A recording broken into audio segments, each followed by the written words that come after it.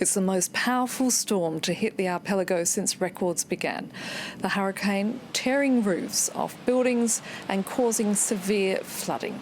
The Category 5 storm is now packing sustained winds of up to 280 kilometres an hour, as well as 7-metre tidal surge has been recorded. This is hurricane warnings and storm surge warnings have been issued for nearly all of Florida's east coast. Georgia and South Carolina announcing mandatory evacuations in coastal areas. Now, joining me in the studio is Dorian, a disaster prevention expert. Thank you so much for coming in.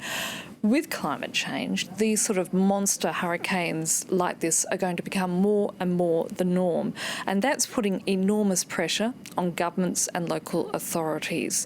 So what can they do when you take into account these extraordinarily strong winds and tidal surges? What they can do is to have more and better preparedness, better disaster preparedness. Currently, it seems to be the case.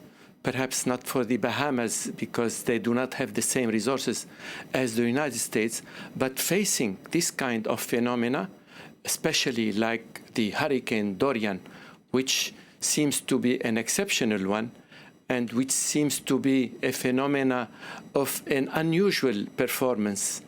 So we need to expect that this hurricane is going to be threatening until at least next Thursday.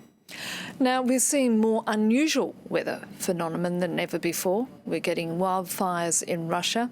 We're getting wildfires in the Amazon. We're getting stronger and stronger hurricanes. Do you think governments are now starting to wake up to the fact that more needs to be done in developing sort of disaster preparations? Well, clearly there has been awareness raising taking place over the past several years now, notably after the 2015 Paris Climate Agreement.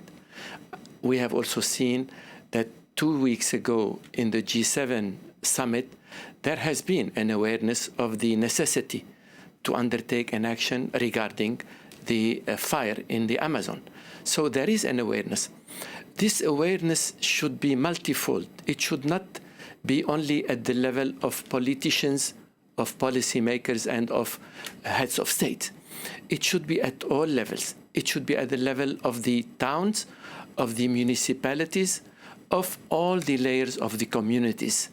This is the case, for example, in countries like Japan or in Latin America or in the United States.